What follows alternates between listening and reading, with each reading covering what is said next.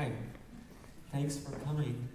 I thought maybe the most kind of productive thing we could do is just go through the exhibition, and I can talk about the decisions that were made and the works that are on view, so that you kind of have a better sense of what's here in Oslo. Okay, so this is what the show looks like. Have you all been in the show yet or not yet? No? Oh, okay, so I'm going to ruin the surprise. Spoiler alert, sorry. But of course, I think it's more fun to see it in person.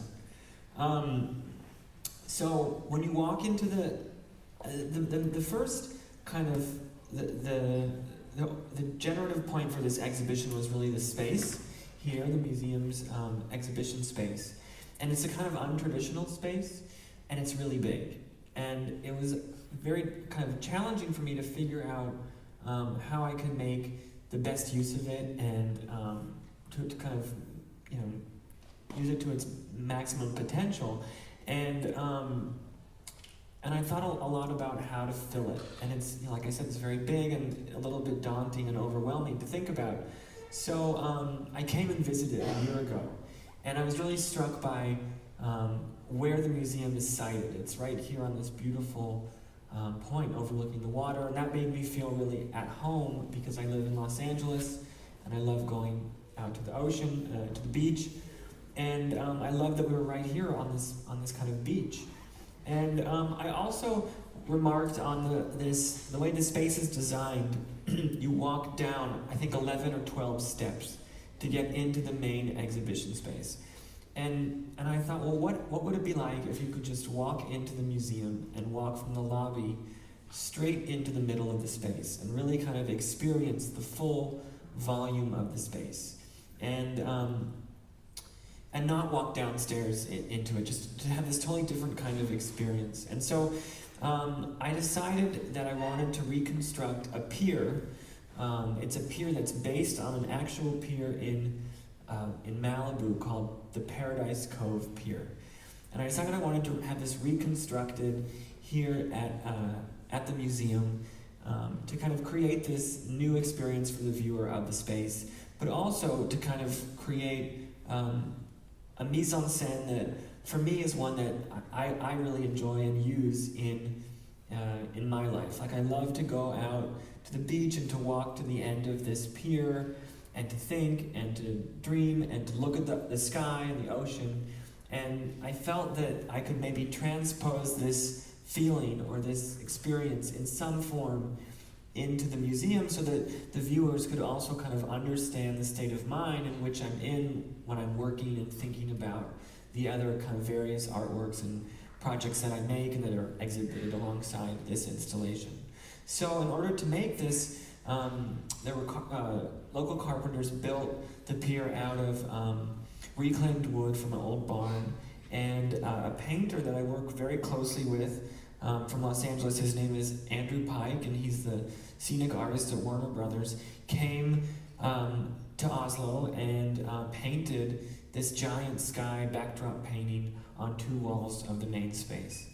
So we really kind of created this atmospheric feeling, I think, and I hope you all enjoy it and go out on the pier and have a good experience there. We also put a sculpture at the end of the pier, and it's a self-portrait.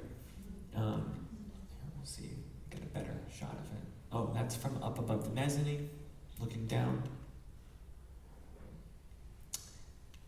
Here it is. Okay, so this is a sculpture that I made. It's a wetsuit that was cast on my body. And this sculpture came out of a project that I've been working on called SPF 18, which is a teen surf movie. Feature length, and it's almost finished. And I'm actually going to share with you in this presentation the preview for the movie, which is also in the exhibition. But part of the narrative of the movie is that the young teenagers go through this transition, and they first surf in these black wetsuits, and then one of the characters makes these new wetsuits for them to surf in. And it has the same texture as a series of paintings that I've made called flats, this kind of stucco texture which comes from the material that you see a lot of in Los Angeles that's used to coat a lot of buildings, and it's painted like the flat paintings that I've made. So this is on the pier, and it kind of gives a certain sense of scale to the images, so you can see that how kind of big it is. And it's also, the pier is also like a pedestal for this sculpture.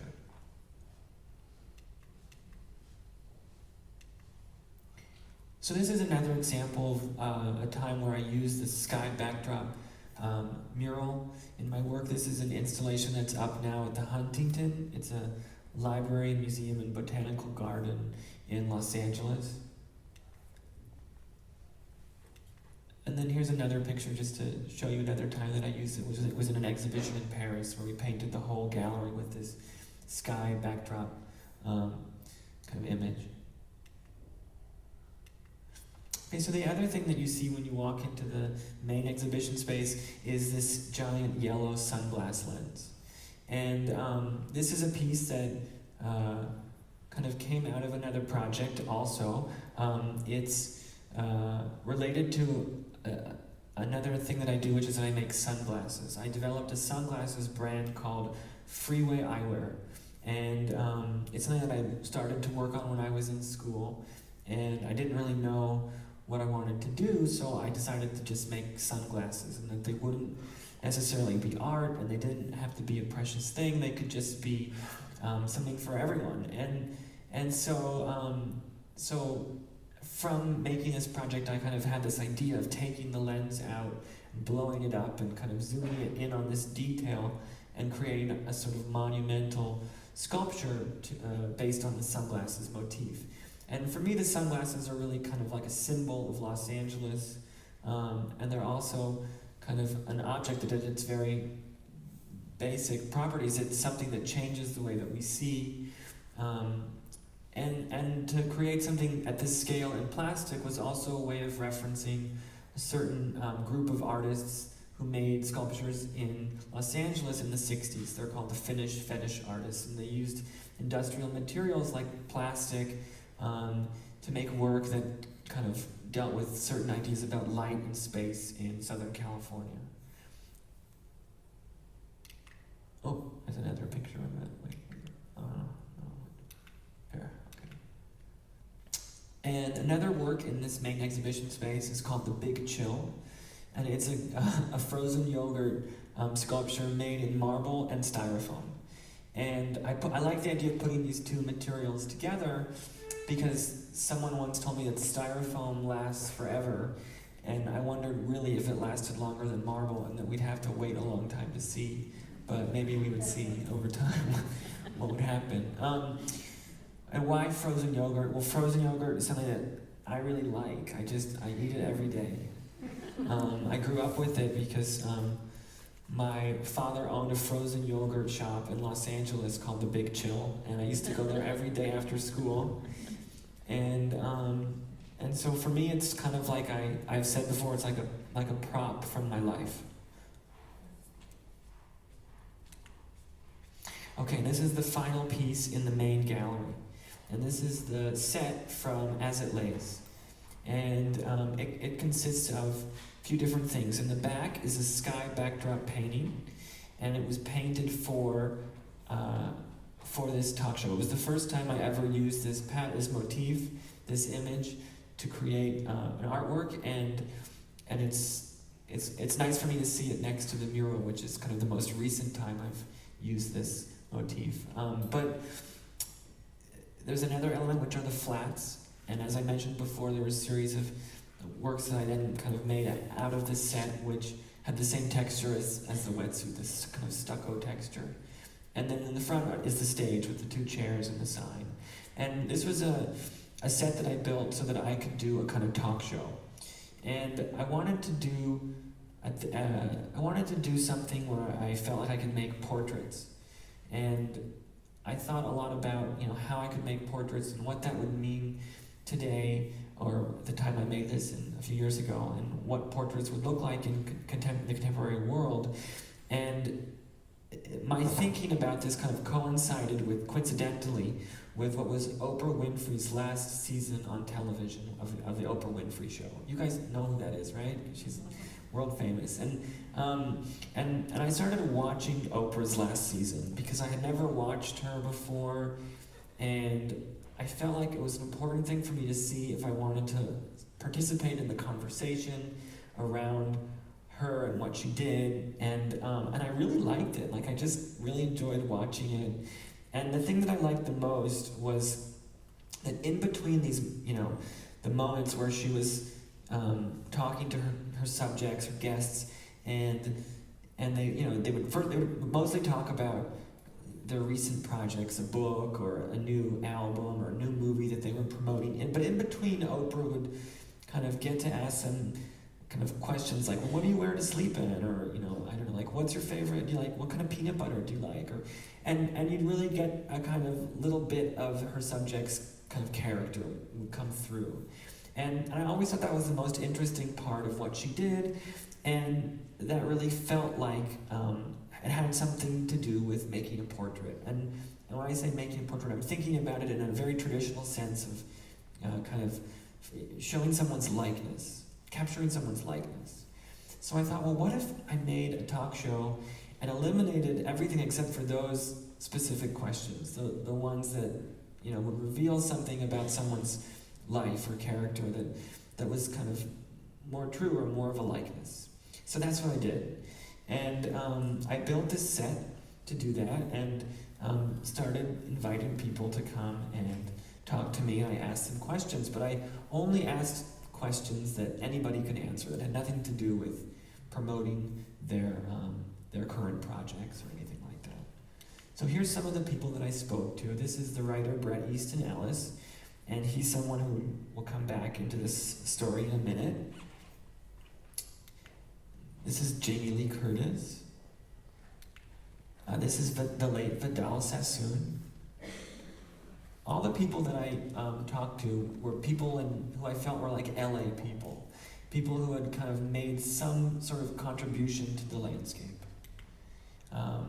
Marilyn Manson, and they're all, the videos of the talk show episodes are all also in the exhibition, but they're upstairs in a kind of video viewing room where you can sit on a couch and kind of get comfortable and watch TV for as long as you like.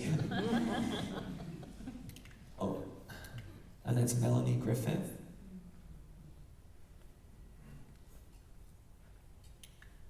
Oh, wait, am I going the wrong way? Okay, yeah. All right, so then, so now we're upstairs. And if downstairs was really kind of a representation of the beach and the ocean and this, like the sky and the sea and the landscape, from that perspective, upstairs is more like a representation, for me at least, of the road, of driving around LA. And that's the kind of activity that I do spend most of my time doing, it seems, because we have so much traffic. But I don't really mind, because I look out the window and I kind of think about things. And when you're looking out the window in LA and driving, you see a lot of palm trees. And they kind of help to kind of for me to kind of get a sort of grasp or understanding of things spatially. As you're driving down, they kind of punctuate the road, and that's sort of what I wanted to do in this space, was to kind of bring another kind of state of mind of driving, of looking out the window into this exhibition. And so these are all paintings, representations of palm trees on Ventura Boulevard, which is the street that I drive on when I go from my house to the studio. And do you guys know about Ventura Boulevard? You might know it. It's like sort of famous because it's in that Tom Petty song, where Free Falling, where he talks about the vampires walking through the valley. They go down Ventura Boulevard. I can't sing it, but anyway, so that's a little slice of the landscape that I live within, and then I use them to punctuate this kind of row and to frame this kind of row of paintings from two different series, self-portraits and flats. And we already talked about the flats, but here oh, whoops. Oh, here's an example of another, sorry, I don't know how this is strange. Okay, here's an example of another mural that I made called Valet Parking, which is also painted by the same painter, Andrew Pike, who came to Oslo and painted directly on the wall. Here we go. Oh, it's very strange because I push the same button and sometimes it goes forward and sometimes it goes backward. Okay, I figured it out. Here we go. Sorry. Okay, so self-portraits are one of the series that was represented in this display on the mezzanine. Here are some studies for the self-portraits, and this is one of the places most of my paintings are made at Warner Brothers Studio, which is a big movie studio in Burbank, in a part of Los Angeles in the Valley. And this is a picture at Warner Brothers, and you can see this kind of printed backdrop and the easel. This is where we did some of the self-portrait paintings. The self-portrait came out of As It Lays.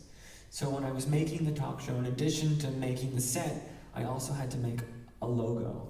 And I was thinking a bit about Alfred Hitchcock when I was making As It Lays and the way that he talked about Hollywood people. And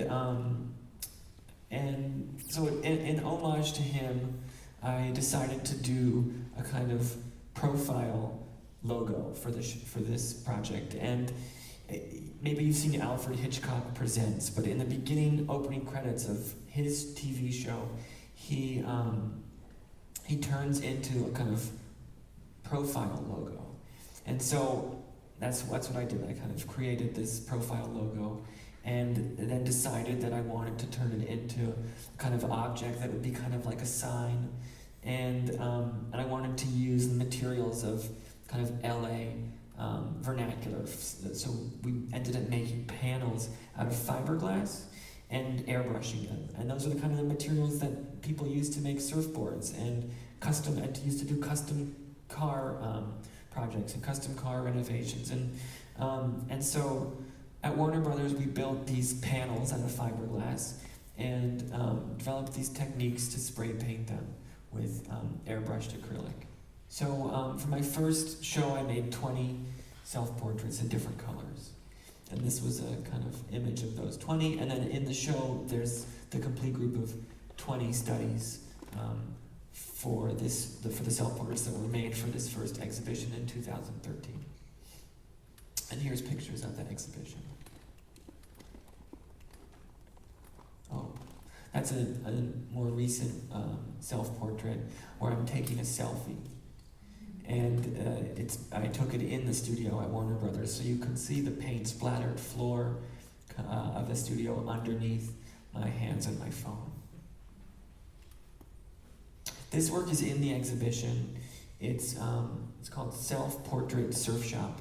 And when I was making the movie, I went to, I think, every surf shop in Los Angeles because I needed to do a scene in a surf shop. And this was my favorite one. It's called Zuma J's Boarding House. It's on Pacific Coast Highway in Malibu. But we couldn't film there because there were too many surfboards. So you couldn't really get the camera in. But the image stuck with me, and so I put it into this self-portrait.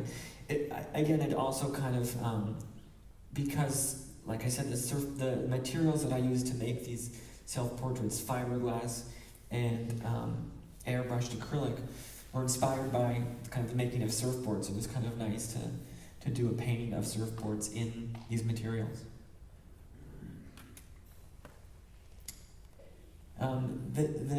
Another piece on the mezzanine, this is from the series of flats, it's called Flat with Niche. And a lot of the flats, all of the flats that I made, the shapes that they were made in, kind of came out of Spanish colonial revival architecture.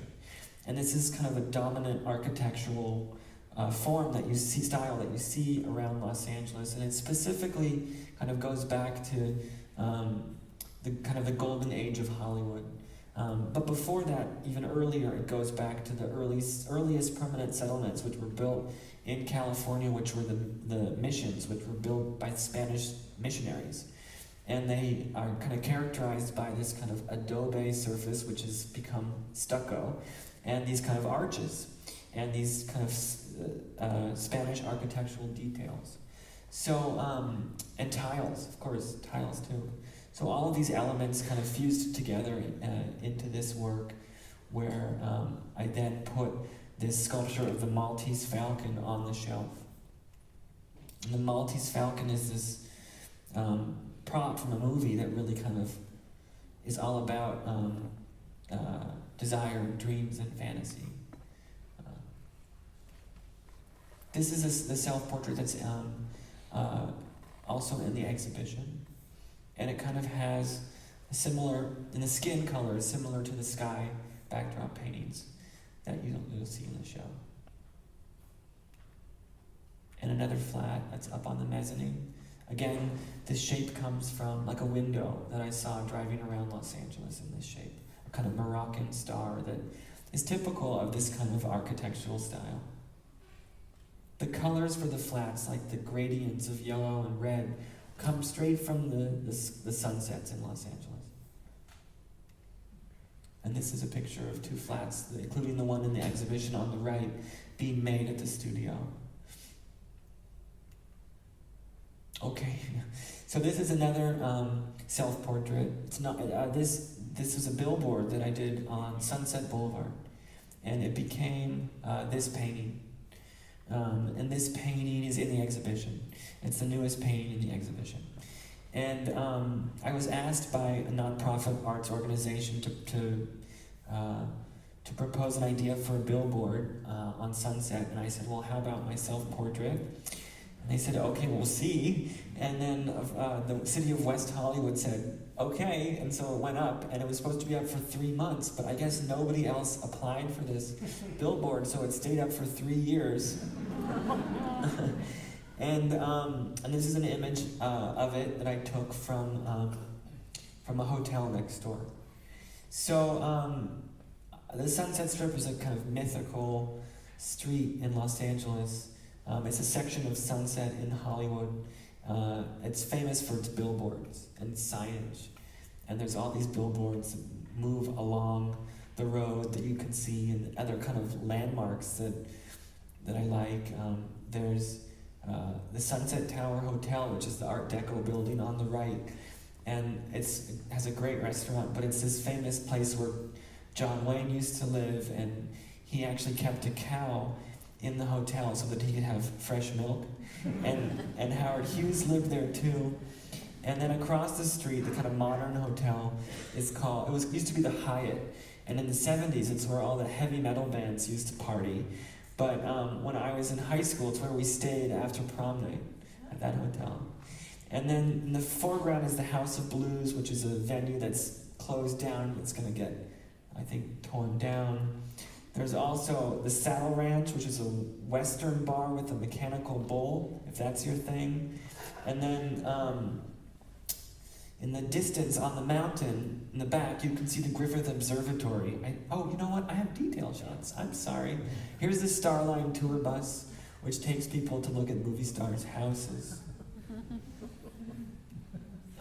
There's the billboard for Mad Men. And what I like about this billboard is that it's not really promoting the show to viewers, it's promoting the show to people who vote for the Emmys. So they're saying, for your consideration, like vote for Mad Men so that it wins Emmys. It's a very kind of LA thing. And then more billboards, and there's Guess Jeans and Gucci and Prada and TV shows. And there it is, there's the Griffith Observatory on the hill. It's a famous landmark building in Los Angeles. If you remember from Rebel Without a Cause, when they had the knife fight up at the Griffith Observatory. David Guetta, so he was there too. Okay, so there's two sculptures that are on the mezzanine. This is called Casting, and it's a sculpture of an Academy Award. But you can't make a sculpture of an Academy Award because the Academy vehemently protects the trademark, and they will really not allow it. They will sue you if you do it. So I thought to myself, well, how am I going to make an artwork about this most iconic LA statue? And I thought, well, they don't own the negative space around the Oscar.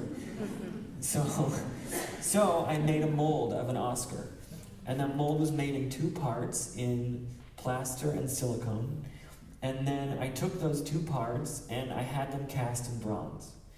And then I had them painted to look like plaster and silicone.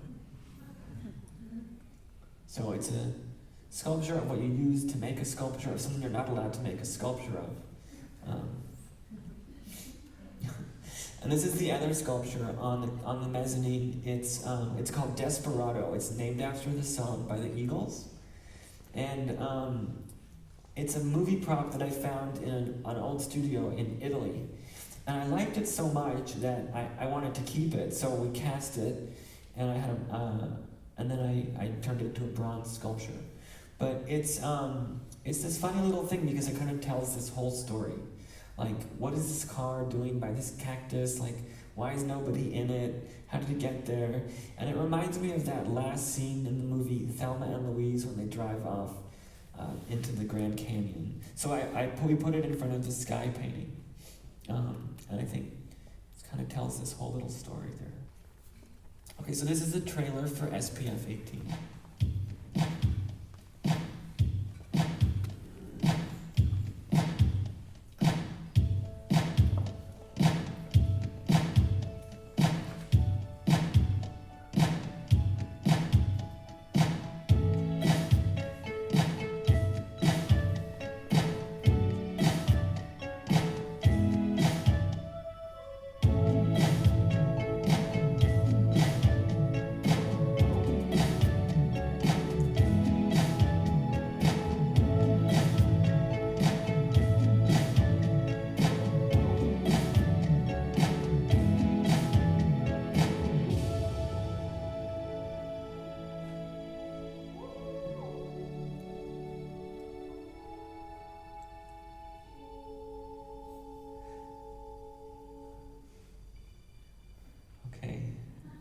So, this is the project that I mentioned before. It's a teen surf movie. I'm really making it for a young audience. I wanted to make an artwork for teenagers. And it's almost done. So hopefully it's done before the end of the exhibition. Maybe we can show it in Oslo. But for now, we just have the trailer. And it's actually, that was the wrong trailer. But it's okay, because there's only one difference with the right trailer. And the right trailer says, from the creators of Baywatch and As It Lays. I had to get permission from the writer to make sure that we could say that, and we can, because the person who wrote SPF 18 with me is the creator of Baywatch.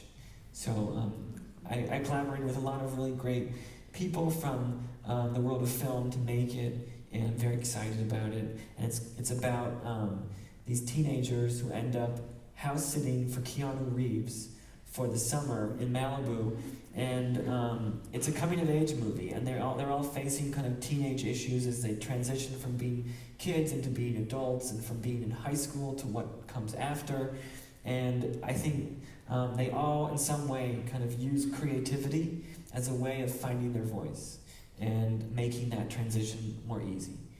So I'd like to, my plan is to take it to high schools across America and maybe beyond, to show it to teenagers and to talk about creativity, and to tell them that art has an expansive definition, and that they ultimately get to decide what art will look like and become. So yeah. These are some of the kind of props and objects that relate to SPF 18. This is an image of a painting, like a gouache, that the main character makes of his girlfriend. This is another self-portrait, but it's related to the movie. It's similar to the wetsuit on the pier, but it's an all-black wetsuit. So I remember I said how the wetsuits kind of transitioned from black to colorful over the course of the movie. This is an example of a black one.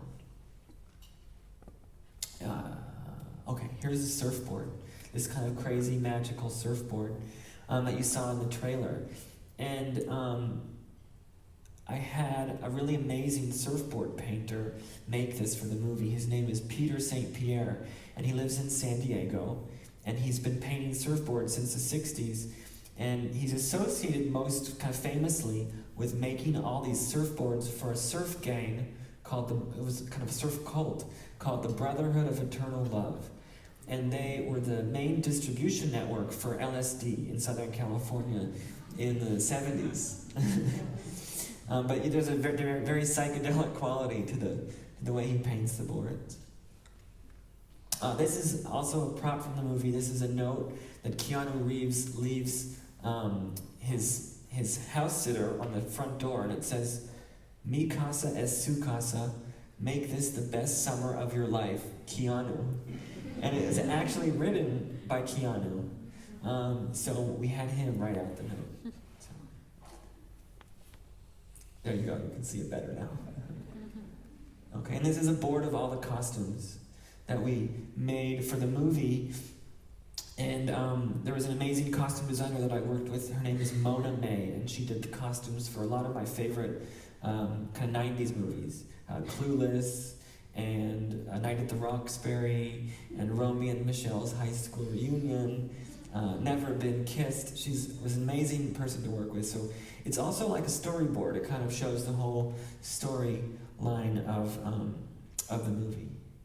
And these are two of the actual wetsuits that the actors wore in the movie.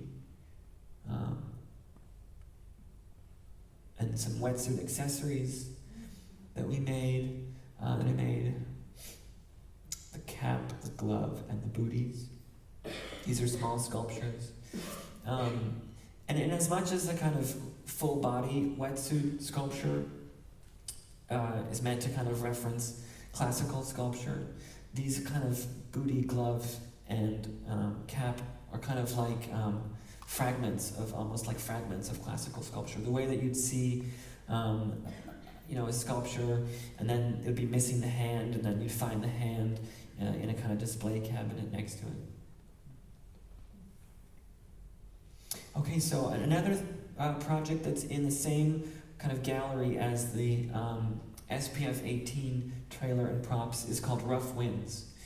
And Rough Winds was something that I worked on from 2008 to 2010 when I was in graduate school. And it's kind of presages a lot of the things that happen in SPF 18, including the fact that the logo was based and inspired by the Baywatch logo. And then I ended up getting to collaborate with the creator of Baywatch. But Rough Winds was a kind of more low-tech and homemade kind of project. And I shot the entire web series with a Handycam. And it's also about young people in Los Angeles, but they're a little bit older and it's a little bit darker than SPF. They're in their 20s and they get into all kinds of trouble, but there's no dialogue, only music. The thing is, you can sort of follow the story because I used a lot of televisual conventions, the kinds of scenes that you've seen on TV like over and over again. So you know exactly what's happening when the two best friends are fighting, or when someone's telling someone a secret. So here's some stills from Rough Winds. Rough Winds it really ended up being kind of like a landscape of Los Angeles, and we went to all these great locations and collected them kind of for this project.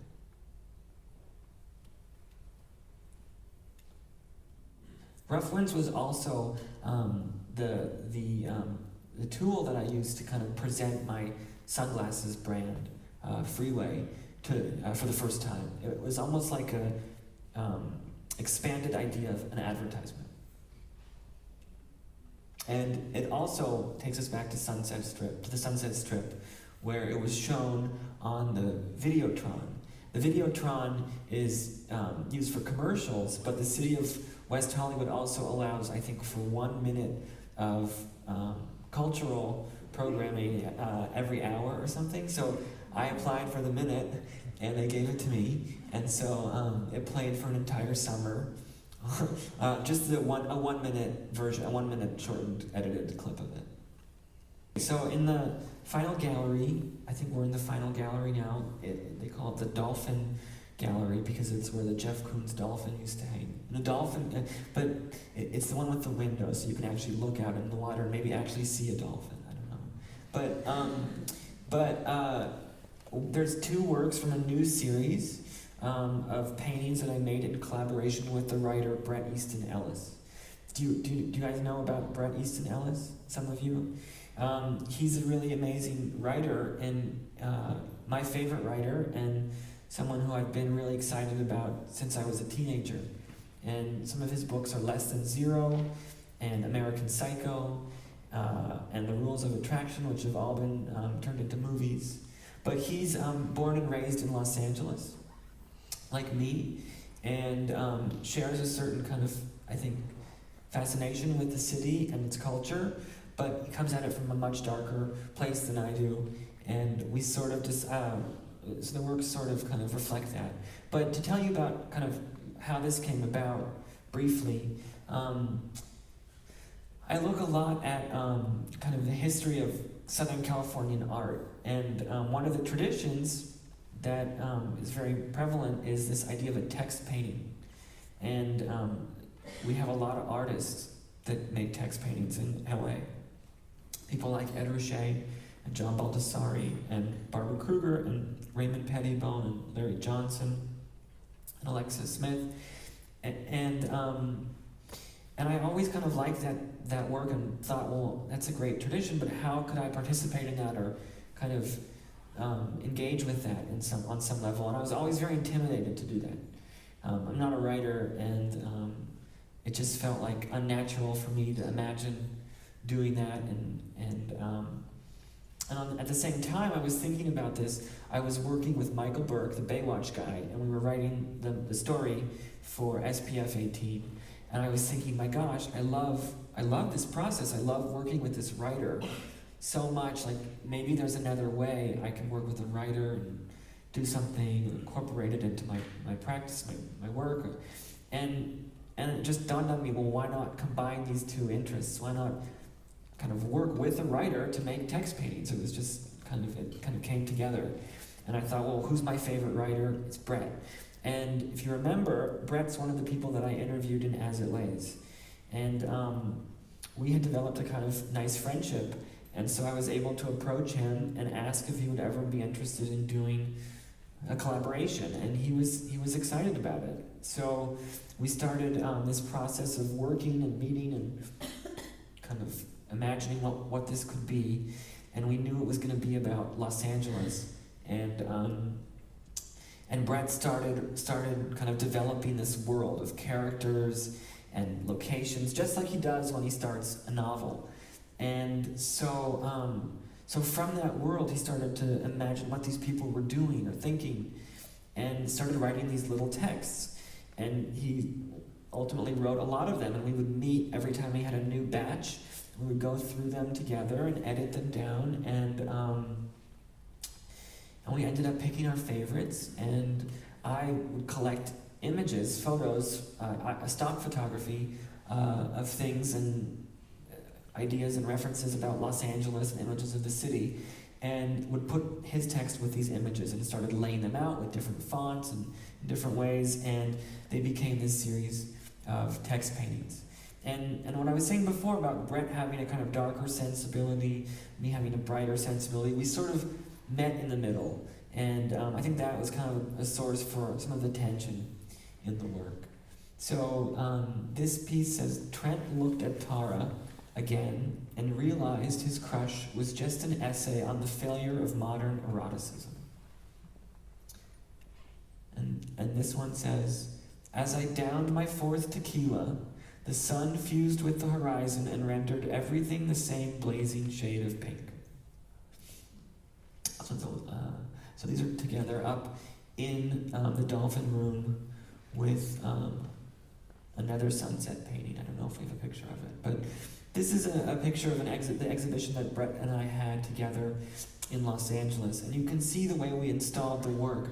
We were really kind of referencing the billboards like the ones that you see on the Sunset Strip, these kind of big kind of advertisements with text and images that are kind of part of your experience of the landscape in Los Angeles. But all of the images chosen to be shown on this wall had palm trees of some kind in them, except for the one in the bottom right corner, which is a swimming pool, but the text is actually about a palm tree, so. This is another example from the show. I'm going to be a very different kind of star in the city of LA. Oh, okay, so here we do have a picture. So this is another painting that's in the room with the two text paintings. And this is called a sky backdrop, and it's similar to the one that, it's painted in the same way as the one that we've made the mural out of and the one that I used for the backdrop of the As It Lays set, but it's done in at a different time of day, like it depicts a different moment in the time of evening around sunset. This is just really right as the sun is setting, as opposed to the more pink and blue palette, which is twilight, kind of, so we're gearing up for sunset. But these are both typical palettes of what the sunsets look like in Los Angeles. We have a particular palette because we have so much pollution. And that's what gives us this kind of really vibrant, colorful skies because of all the dust particles in the atmosphere. Okay, so this is another work that's in this gallery. It's called Risky Business. Did you guys ever see the movie Risky Business? With Tom Cruise? Yes, some people saw it. Okay, saw some nods. But in the movie, this prop really represents a lot of things. In the movie, Tom Cruise's character's parents leave him alone in the house, and his mother says, "Take care of the house," and makes it very clear that this is her prized possession, this egg. And she really wants him to make sure nothing bad happens to the house and to the egg. So in some ways, the egg represents like the watchful eye of his mother. But then he loses his virginity to a prostitute. And he doesn't have the money to pay her, so she steals the crystal egg. And then he gets all stressed out, and he's got to figure out how to get it back. So in another way, the egg sort of represents his hatching from childhood into adulthood. But then there's a pimp who gets involved, and the pimp's car gets ruined, and the pimp, to retaliate, goes to the house and steals all the furniture. And Tom Cruise's character then has to come up with a lot more money to buy back all the furniture and the egg, and so he turns his house into a brothel for the evening. And all the kids from the high school come and pay to have intimate times with the prostitutes and the prostitute and her friends. And so the egg kind of also represents like American capitalism in this way. And then finally, with all the money he makes from this event, he's able to buy everything back, all the furniture. It all gets put into the house. The crystal egg gets thrown, and he has to jump, and he dives, and he catches it like a football. It's kind of shaped like a football. An American football, not a European football. And then he puts it back on the mantle just as his parents return from their trip, and they would never have known that anything had happened in their house. So in another way, it kind of represents 80s material culture. It was really his mother's most favorite thing, and it kind of is a symbol of all these things. And because of that, I found it to be a very powerful object. So I wanted to remake it, and I couldn't find it. It's kind of difficult to find the original. It was made by Orrefors in your neighbor country, Sweden, and so I called them, and then I went to visit, and I met with the president of Orrefors, and I told them that I really wanted to remake this piece that they had made in the early 80s that was featured in this movie. And they said, okay. So the same person who made this in the early 80s, Jan Johansson, the glassblower, still works at Orrefors. And he said, great. And so he remembered what he had made, and he made it for me as an addition And so it's here in the show, and it represents all those things, and I think that's the last piece. Okay, so, if we have any questions, I guess, we have time? Do we want to do questions, Teresa? Is that, yes, Gunnar? Okay. Anyone? Don't be shy. Yes? I'm just curious, the Oscar sculpture. Yeah. Whose Oscar did you? Okay, so this is part of the story. So when I was in Italy, doing an exhibition in Rome, we found a real Oscar in Cinecittà. It was an Oscar that was made and sanctioned by the Academy of Motion Picture Arts and Sciences, but it wasn't made for a person. It was made for an Italian television special about Italian Oscar winners. And it was used as a prop in that special. I guess, I don't know, they probably had it rotating with glistening light or something. I'm not sure exactly because I didn't see the documentary. But it was a sanctioned, correct, perfect made Oscar, and we used that one. And they didn't want us to use it, so we kind of, we didn't really tell them we rented it for display in an exhibition, and then we cast it and we sent it back. Yeah, they're not allowed to. We weren't allowed to do that, but it's okay. Anything else? Yeah. So I'm also from LA. And Oh, cool. What is it about Los Angeles that you're trying to communicate in your art? What do you think is the story of LA? Well, there's so many stories of LA, but the particular one that kind of the narrative that kind of is woven through my project, my work, is really kind of related to the American dream. And to this idea of coming west, coming to California, coming to Los Angeles to reinvent yourself, to remake yourself, to achieve a dream of someone you might want to be, and not everybody gets to do that, and not everyone's dream comes true, but some people's do, and I believe that there's something kind of important about that, and having that dream, even if it's just a fantasy or an illusion, I think those things are kind of meaningful. And yeah, I think LA is really the place for the American dream in our culture. Anything else? Yes. I'm just curious, where did you produce the... Oh, okay, so good question. The wetsuits were made in Huntington Beach. And it's interesting because a lot of wetsuits used to be made in Los Angeles and Southern California, but now they're mostly all made in Korea. And I wanted to do it locally so that I didn't have to travel, and I could kind of figure out a way of working with the wetsuit maker. So I found the one remaining wetsuit factory in California. It's in Huntington Beach, and they mostly make wetsuits for the military. But the guy that owns it was really difficult to get a hold of. But once I did, and once I talked to him, he was kind of receptive and excited about this project, and he agreed to work with me on it. Oh, there's one other thing I want to say, which people have asked me, why is the show called #AlexIsrael?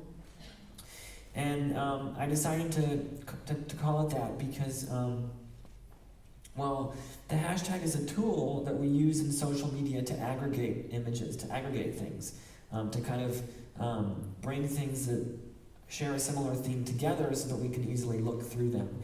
And in some ways that's similar to kind of what an art exhibition is. So I like the similarity.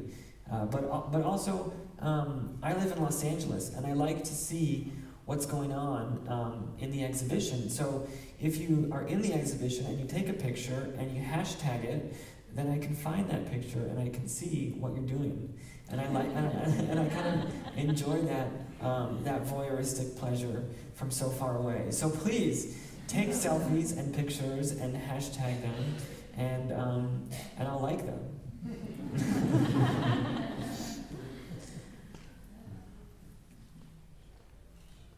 Anything else, or should we go and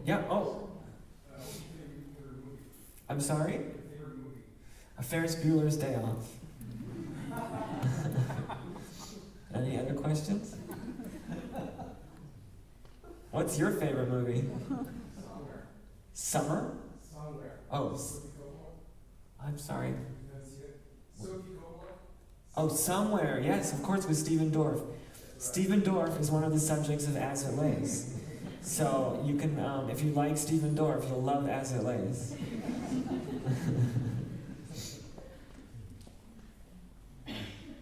Yes. So how did you get to meet all these celebrities?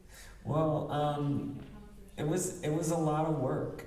Yeah, it was a lot. I wrote a lot of letters, and I just kind of asked everybody I knew if they knew people that kind of might fit in to this idea of a Los Angeles kind of original or a Los Angeles person, and I just kind of it was a lot of work, and a lot of convincing had to get done, and it was a big part of the project. I was lucky because 2 people said yes to me who I kind of knew. My history with Bret, Easton, Ellis goes back even further than As It Lays. I interviewed him for a magazine when I was in graduate school. And I was able to ask him if he would do it, and he said yes. Another person who I knew was Vidal Sassoon. I knew his wife because she was involved in the arts, and I kind of met her at art openings and things like that. And I asked him if he would do it, and he said yes. So I could go to people and I could say, well, Vidal Sassoon and Bret Easton Ellis are doing it. And then they would say, oh, well, okay, I'll do it. And then I could, and it kind of grew in that way. So, but it's worth my saying, I think, that there are 33 episodes, and my goal is to do 100. So I needed a little bit of a break to kind of work on some other things, but I plan on making a season 2, hopefully starting by the end of the year. Yeah. What do you think make them so popular? Well, they're relatively popular. I mean, they're not that popular. Like, Justin Bieber video has like 1 billion views on YouTube, and As It Lays doesn't have that many at all. But I think a lot of people are fans of the subjects, and they look for material because they're so interested in these people, and they stumble upon it that way, and then maybe they wonder what is this, and then they keep watching. And there is something, I think, different about the project, that it's not the kind of interview you would normally see because the questions are different. And because I don't ask follow-up questions, and it's not really an engagement in that way between host and subject. It's something else. And I don't know, I myself am always curious about things that are different and want to watch them and see them. So maybe there's some other people that feel the same way, I hope, I guess. Okay. Okay. So if there's no more All right. questions, Well, I think we should just invite everyone Oh, to. Oh, there's one one more. last. Okay. Okay, last question. Last question. What kind of, I don't think it's working. We can hear you, I can hear you, it's fine. What kind of music are you going to play tonight? Oh, you have to come and see, it's a surprise. Hopefully I'll play some of the music that's in the movie too. So we licensed some of my favorite songs for SPF 18, and they might appear on the playlist this evening.